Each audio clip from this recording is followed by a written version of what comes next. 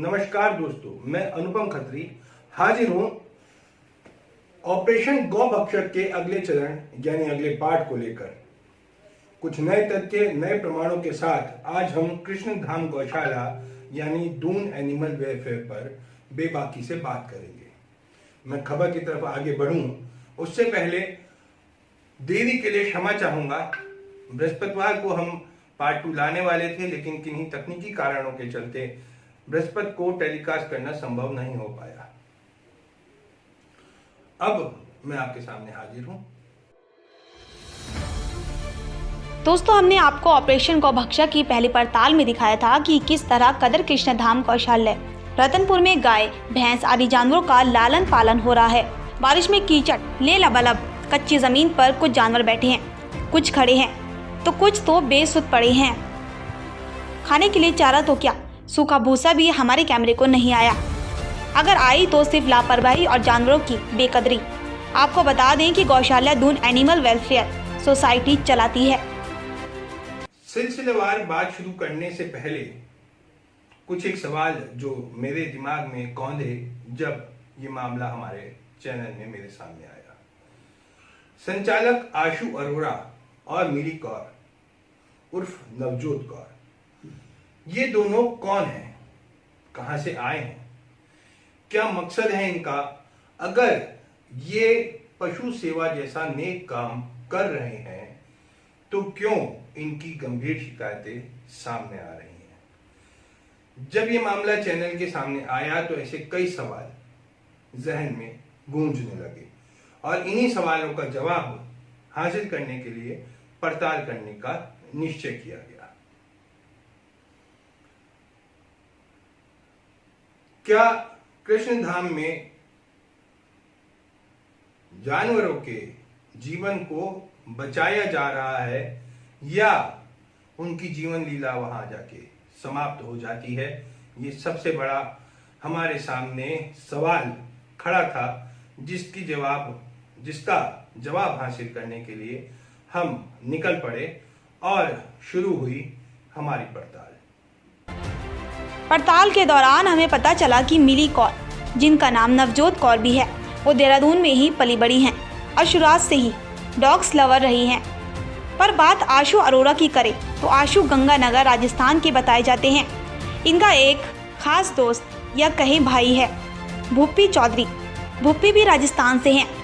आज ले लगभग 5 साल पहले आशु मिली के संपर्क में आया और तब वो पशु प्रेमी या डॉग्स लवर नहीं था, पर बकौल आशु मिली से मिलने के बाद उसे गायों से लगाव हो गया, जिसके बाद आशु भी मिली के साथ मिलकर पशु सेवा का हिस्सा बन गए और काम करने लगे।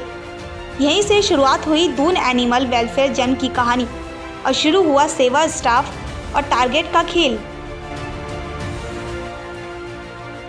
मिली से मिलने के बाद आशु ने मिली के संपर्कों को साधना शुरू किया और एक घुसपैठ अपनी वहां बढ़ानी शुरू करी, जिसमें सबसे पहले सिलसिलेवार में मिली की एक अध्यापिका, जिस स्कूल में मिली पढ़ती थी, वो अध्यापिका डॉग लवर है।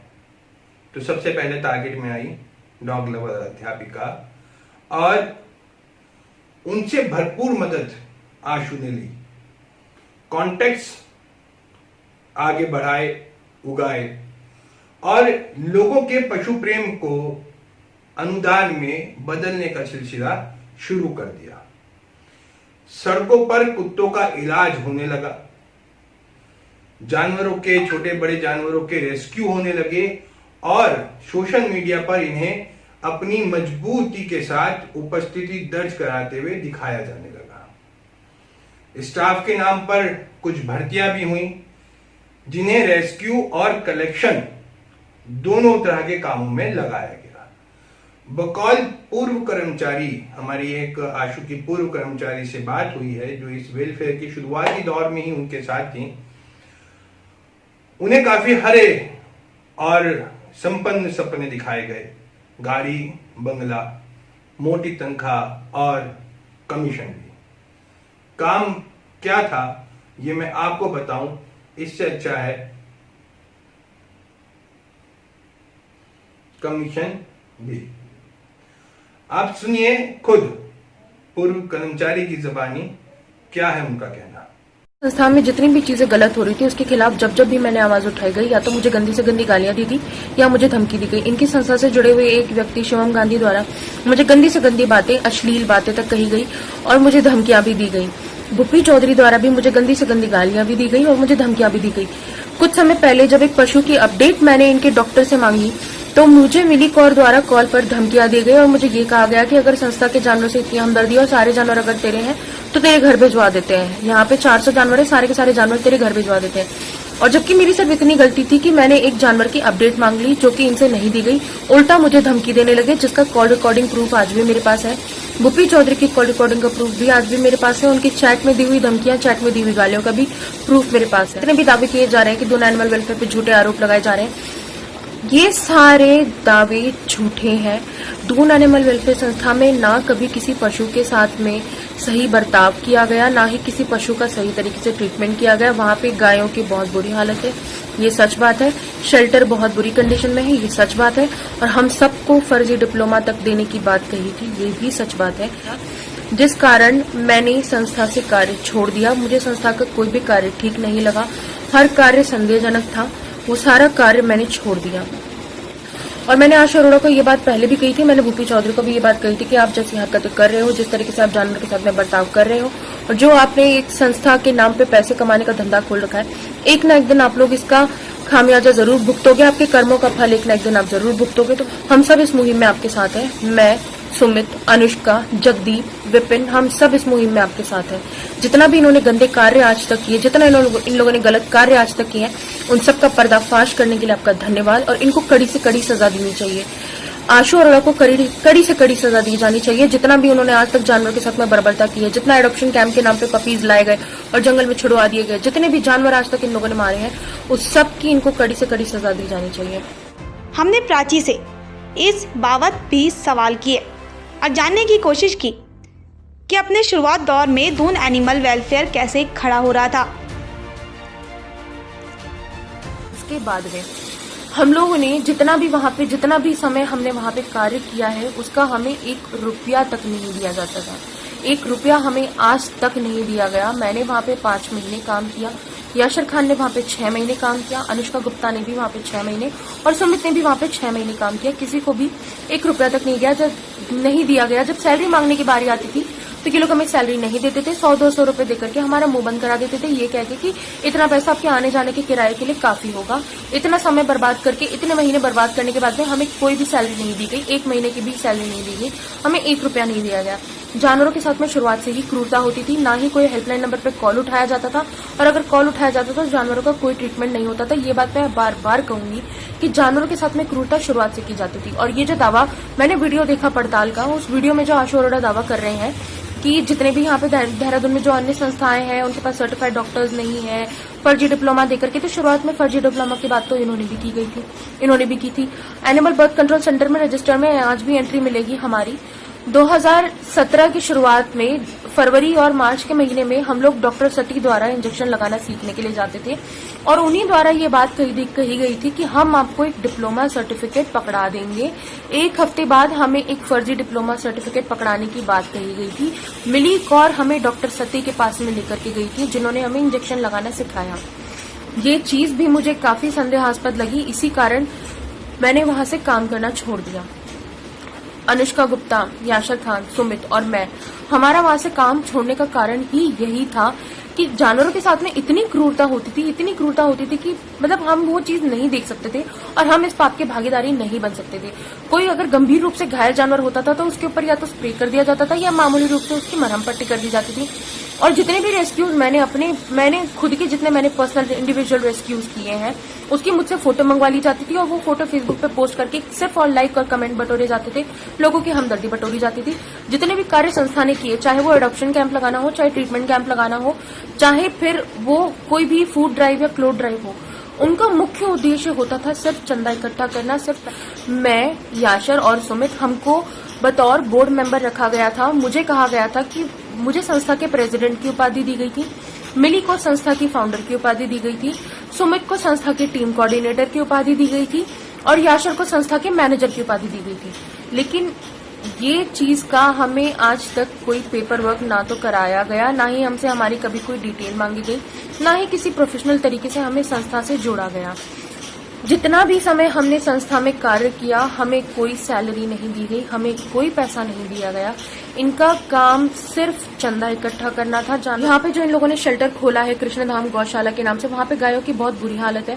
जितनी भी जख्मी गाय हैं उनका ना तो कोई ट्रीटमेंट हो रहा है, उनके जख्म सड़ रहे हैं, उनके जख्म पे कीड़े लग रहे हैं, लेकिन कोई केयर नहीं है। वहाँ पे जितना ये बात की जा रही है कि इनकी गौशाला साफ है, शुरुआत में जब मेरे पास में जो प्रूफ है, जो मेरे दोस्त लोग जितने भी गए हैं शेल्टर विजिट करके आए हैं, सबने यही कहा कि शेल्टर की इतनी बुरी हालत है, वहाँ पे गाय मर रही है, ना वहाँ पे गायों को खाने के लिए चारा है, ना वहाँ पे कोई ढंग की सुविधा है। इवन मेरे पास में सबकी कॉल रिकॉर्डिंग्स है, मेरे पास में सबके स्क्रीनशॉट्स है कि मुझे किस तरीके से धमकियां दी गई, किस तरीके से गालियां दी गई।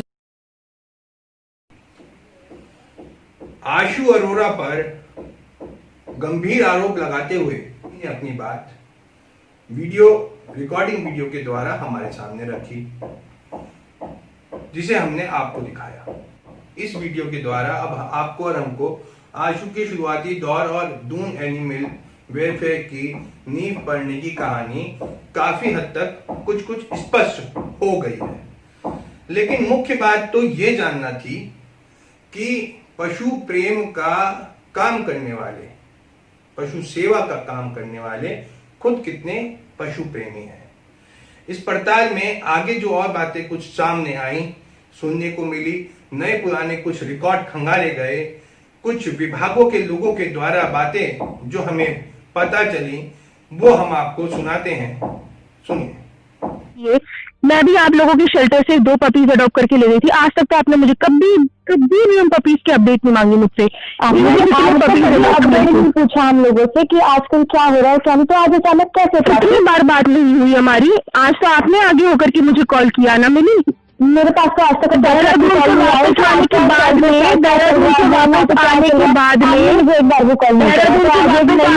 मिली लिसन पपी मैंने अडॉप्ट किया था आप लोगों से।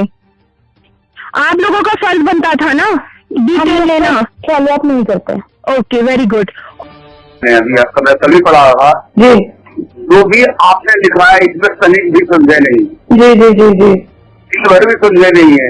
ये सिर्फ अपने पेट भर रहे हैं, पैसा घर भर रहे हैं अपना जी। मैडम मैं इसी गया था, एक बछड़े को ले रहे थे रायपुर से, वो मेरे जैसे उसके बछड़े को नगर निगम वाले ले गए, तो किसी ने कहा कि आंसू की गौशाला में ले रहे हैं। अच्छा मैडम, हम देखने गए। हाँ। पहली बात तो उसको डॉक्टर बाहर के बाहर अगले में जाने की मतलब कुछ नहीं लेता कि देख ले जितना फर्क पड़े अगले रिपोर्ट।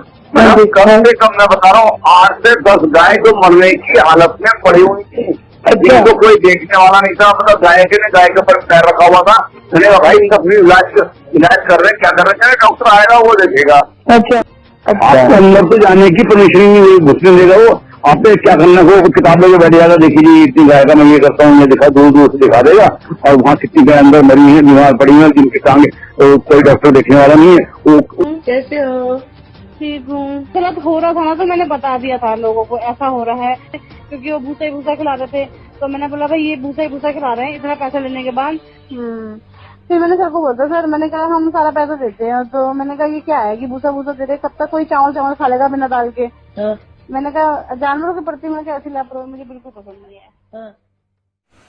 अब तक मैं आपके सामने वो सब बातें लाया हूं जो पूर्व में घटित हुई हैं। पूर्व मतलब खबर चलाने से पहले।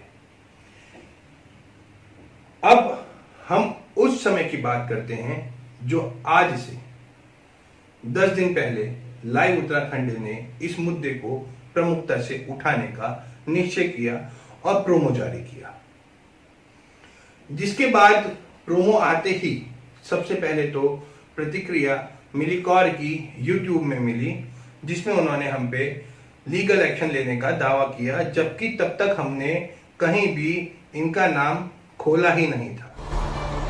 कुछ दिन पहले एक पोर्टल और न्यूज़ प्रकाशन में खबर दिखी, किसी मंच के लोग गौशाला का निरीक्षण करके आए और कृष्णाधाम को क्लीन चिट देकर एक धमकी भरा बयान जारी किया कि जो गौशाला के खिलाफ भ्रम फैला रहे हैं। खबर में मंच का नाम हिंदू जागरण मंच बताया गया, जिसके पीछे आपको हरा चारा और बोरी भरी दिख रही है। इतना ही नहीं, गायों का स्थान भी साफ सुथरा और खुला है। ये तस्वीर नए कुछ सवालों को खड़ा करती है। जो हम आपके सामने रख रहे हैं। जो गौशाला गंदगी से, कीचड़ से लबालब थी और संचालक धन के अभाव की बात कर रहे थे, तो अचानक कच्चे फर्श पक्के कैसे हो गए? जब हरा चारा मंगवाया जा सकता है तो फिर गायों को सूखा भूसा क्यों खिलाया जा रहा था? बल्कि लाइव उत्तराखंड ने जब कैमरे से तस्वीर ली तो चारे में भूसा क्यों नहीं था? जब गौशाला को साफ सुथरा रखा जा सकता है तो क्यों अब तक वो बेहाल थी? नई तस्वीरों में अगर आप गौर से देखें तो सारी गाय बैठी हैं या खड़ी हैं और साफ सुथरी हैं, तो वो बेहाल और अधमरी गाय कहाँ गई? जो गौशाला संचालकों को क्लीन चिट दे रहे हैं, उनके पास क्लीन चिट देने की क्या अथॉरिटी है?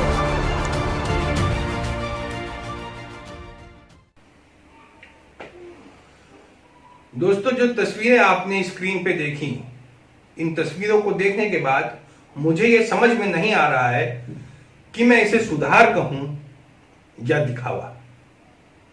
जी हां, मुझे खुशी है कि पड़ताल के चलने के बाद संचालकों ने गौशाला की तस्वीर, रूप निखार दिए, निखरी हुई तस्वीरें सामने आई और हरा चारा भी दिखने लगा। जो ये बात अलग है, जब हमारे रिपोर्टर्स वहां गए थे तो जो चर होती है जिसमें चारा चरी डाली जाती है गाय भैंसों के लिए, वो बिल्कुल खाली पड़ी थी। कीचड़ से लबालब जगह थी, अधमरी गायें गिरी पड़ी थी, कोई देखने वाला नहीं था, मक्खियां मंडरा रही थीं। 2 वीडियोस हमारे पास हैं, एक शिकायतकर्ता के द्वारा जो स्टिंग किए गए और उसके कुछ दिन बाद हमारे रिपोर्टर्स के द्वारा लाए गए हैं। लेकिन जो निरीक्षण ये हुआ है, ये कौन लोग हैं जो निरीक्षण कर रहे हैं? क्या ये विभाग के लोग हैं? ये सरकारी तंत्र है? क्लीन चिट देने वाले ये कौन हैं? ये कौन सा मंच है जिसके पास क्लीन चिट देने की अथॉरिटी है? कौन से कानूनी अधिकार इन्हें प्राप्त हैं? किस संविधान के तहत हिंदू जागरण मंच के ये नवयुवक कार्यवाही करने की बात कर रहे हैं? आपने खबर में देखा है, इनके स्टेटमेंट में भी है कि भ्रम फैलाने वालों पे कार्रवाई करेंगे। और इन्होंने ये फैसला कैसे दे दिया कि हम भ्रम फैला रहे हैं? चैनल के माध्यम से मेरा अनुरोध है पशुपालन मंत्री माननीय रेखा आर्या जी से कि इस मुद्दे पर वो व्यापक रूप से संज्ञान लें। लगभग सभी गौशालाओं की स्थिति जर्जर है। यहां मैं अपने दर्शकों को एक बात भी बता दूं कि रेखा आर्या जी के जो पति हैं वो खुद एक बहुत बड़े गौ प्रेमी हैं। मैंने निजी रूप से उन्हें देखा है। वो जहां भी रहते हैं वहां गाय का पालन, वहां गाय जरूर होती है और गाय का पालन जरूर होता है। तो ऐसे व्यक्ति की पत्नी जो खुद एक पशुपालन मंत्री हैं और गौओं पे अत्याचार हो रहा है, तस्वीरें साफ दिखा रही हैं, फर्क साफ दिख रहा है। तो मेरा माननीय मंत्री जी से अनुरोध है कि स्वतः संज्ञान लेते हुए इस मुद्दे पर और दून वेलफेयर के सभी खातों पर, आज तक किए गए कामों पर और प्रभावी रूप से कार्रवाई करें, जांच करें और सत्य को सबके सामने लाने में मददगार साबित हो। मंत्री जी से और आप सभी दर्शकों से मेरा सवाल है, सेवा के नाम पर अनुदान बटोरना और फिर उस अनुदान से अपनी जिंदगी को लग्जरी में बदलना क्या उचित है?